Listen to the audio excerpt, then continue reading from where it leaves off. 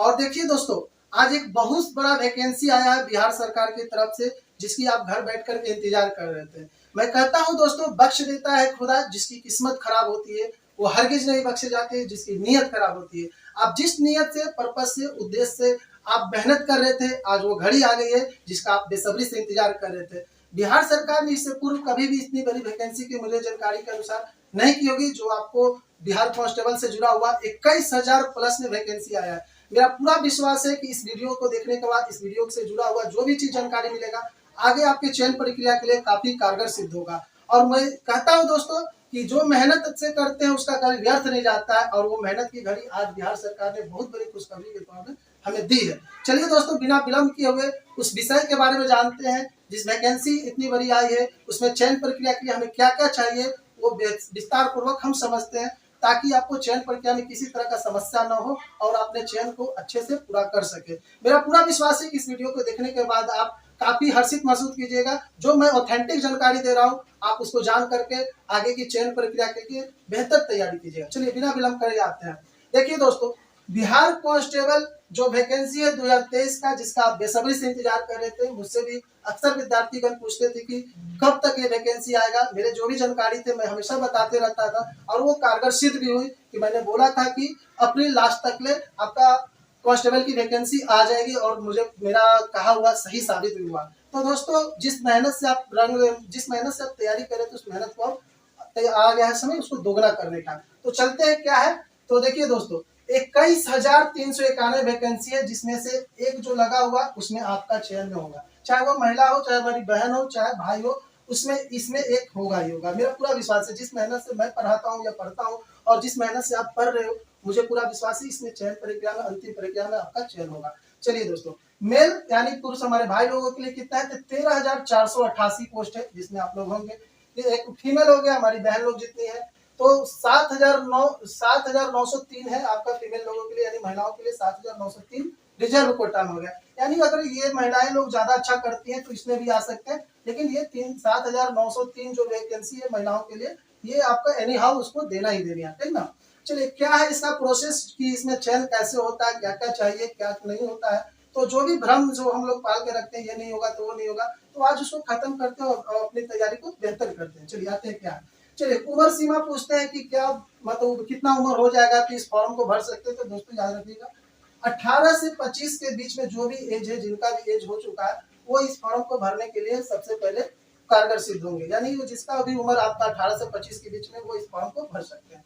दोस्तों आगे बढ़ते, योग्यता सीमा पूछता है कि आपको क्या नॉलेज होना चाहिए, कितना डिग्री, मतलब कितना तक का आपके पास डिग्री होना चाहिए। प्राथमिक बात में याद रखिएगा दोस्तों कि 12वीं पास होना कंपलसरी है, चाहे वो किसी विषय में हो, ठीक ना, चाहे कहीं से भी हो, आपको 12वीं पास होना कंपलसरी है। सैलरी दोस्तों, पहली बात याद रखते हैं कि किसी वैकेंसी को देखते ही दिमाग में घुसता है कि कितना मिलेगा। तो मिलेगा दोस्तों, याद रखिएगा, ये 21,000 से शुरू होता है, लगभग 69,000 तक भत्ता उत्ता मिला करके पूछता है। यानी बहुत ही अच्छा अपॉर्चुनिटी है। इस बेरोजगारी के दौर में इतना सैलरी के बीच आ रहा है, तो मुझे बहुत खुशी भी हुई है। ठीक, तो चलिए, आपका सिलेक्शन के लिए क्या क्या प्रोसेस होना चाहिए। तो देखिए, ऑब्जेक्टिव में होता है इसका प्रश्न, यानी रिटन यानी ऑब्जेक्टिव में 1 लाइनर पे क्वेश्चन रहेगा दोस्तों, ठीक ना। इसमें फिजिकल होता है, फिर मेडिकल होता है, फिर लास्ट में डॉक्यूमेंट वेरिफिकेशन होता है। बस ये नाम मात्र का है, यानी ये तीनों प्रोसेस पार कर लिए तो आपको डॉक्यूमेंट वेरिफिकेशन नॉर्मली होता है, जो आपको चयन प्रक्रिया के लिए कारगर होता है। आगे आते हैं, क्या है सिलेबस। तो दोस्तों, ये सिलेबस 10वीं कक्षा तक का जो भी विद्यार्थी अच्छे से अध्ययन किए होंगे, उसी से जुड़ा हुआ सवाल अक्षर आते हैं। तो याद रखिएगा, 10वीं कक्षा तक का आपको जो भी पूछता है, नॉर्मली उसको अच्छे से अध्ययन कर लीजिएगा। और मैं जो तो हूँ, आगे जो वीडियो बनाऊंगा आप लोग के लिए, तो इससे जुड़ा ही बनाऊंगा, ठीक ना। तो इसमें नेगेटिव मार्क भी जान लीजिए कि इसमें हर प्रश्न पे जो क्वेश्चन आता है उसमें नेगेटिव मार्क्स नहीं, यानी टोटल प्रश्न आपको टोटल टच कर सकते हैं। इसमें नेगेटिव मार्क्स का कोई लफड़ा नहीं है, यानी कोई प्रॉब्लम नहीं है, नेगेटिव नहीं है इसमें, ठीक है। एमसीक्यू यानी 1 लाइनर क्वेश्चन होगा, 100 मार्क्स का होगा। याद रख लीजिए दोस्तों कि इसमें समय सीमा है तो 120 मिनट है, यानी 120 मिनट है आपका समय सीमा। याद रखिएगा दोस्तों, पैसा नहीं चल रहा है इसका, मान लो 120 मिनट आपका समय सीमा है। जीके जीएस से रिलेटेड प्रश्न आते हैं, इसमें करंट भी आपका सम्मिलित है, साइंस भी सम्मिलित है, हिंदी भी सम्मिलित है, और इंग्लिश भी और मैथ भी है। तो जीके और करंट से आपका 40 जीके का हो जाएगा। 5 आपका प्रश्न करंट से देखे गए हैं।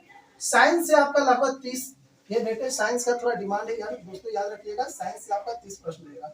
हिंदी इंग्लिश से आपका 8 से 7 प्रश्न रहेंगे। मैथ से आपका 10 प्रश्न रहेंगे। ठीक है दोस्तों। फिर आपको आगे आते हैं कि अगर इतना सिलेबस आपको फॉलो कर लेते हैं तो उसके आगे की प्रक्रिया देख लीजिए क्या है। तो आपको हाइट पूछता है, यानी कितना पूरा आपका हाइट होना चाहिए।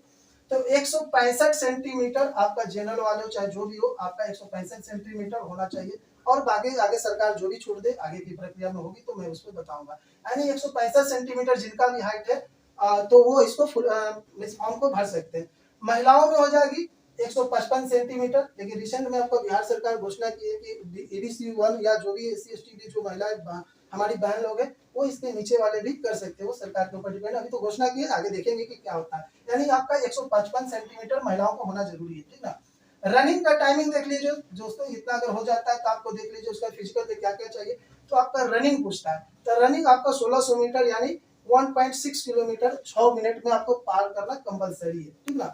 और महिलाओं के लिए 1 किलोमीटर 5 मिनट में। महिलाओं के लिए कितना है तो 1 किलोमीटर 5 मिनट में। गोला फेंका जाता है इसमें दोस्तों आगे के लिए कि फिर इसको अगर पास करते हैं तो गोला भी फेंका जाता है। तो 16 फीट आपको गोला फेंकना है पुरुषों के लिए, और महिलाओं के लिए 12 फीट, ठीक ना। हाइट और हाई जंप हो गया आपका। हाई जंप में आ गया पुरुषों के लिए, चाहे वो किसी भी कैटेगरी से हो, वो 4 फीट कंपलसरी है उसका हाई जंप। महिलाओं के लिए 3 फीट होना चाहिए।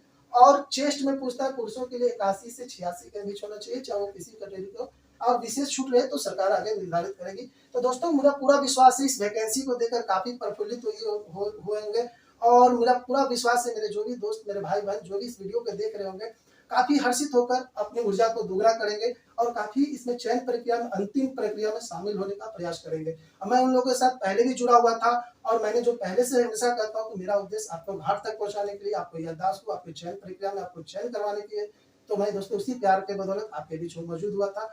और जो भी आगे का वीडियो बनाऊंगा इसी उद्देश्य से बनाऊंगा ताकि आपका चयन होने में किसी तरह का दिक्कत न हो। पहले भी वीडियो को प्यार मिल रहा था और मुझे उम्मीद है कि इस वीडियो के लिए लोगों को, अपने भाई बहन दोस्तों यार को जितना पहुंचाइएगा वो कारगर सिद्ध होगा। ताकि बेरोजगारी का इतना बड़ा दौर चल रहा है दोस्तों की जितना लोग सम्मिलित हो सकते हैं, क्योंकि इतना बड़ा वैकेंसी आप किसी दूसरे को भी पहुंचाइएगा तो भी चयन प्रक्रिया में शामिल होंगे और काफी खुशी महसूस करेंगे। ये मौका है दोस्तों अपने माँ बाप को गौरवान्वित करने का। ये मौका है दोस्तों वर्दी पहनने का, और वर्दी का जो भी दोस्तों सपना पाले हुए, ये बहुत बड़ा अपॉर्चुनिटी है। मेरा पूरा विश्वास है इस वर्दी में आप भी सम्मिलित होंगे। धन्यवाद, शुक्रिया। लाइक करें, सब्सक्राइब करें, लोगों को जितना हो सके पहुंचाएं। शुक्रिया।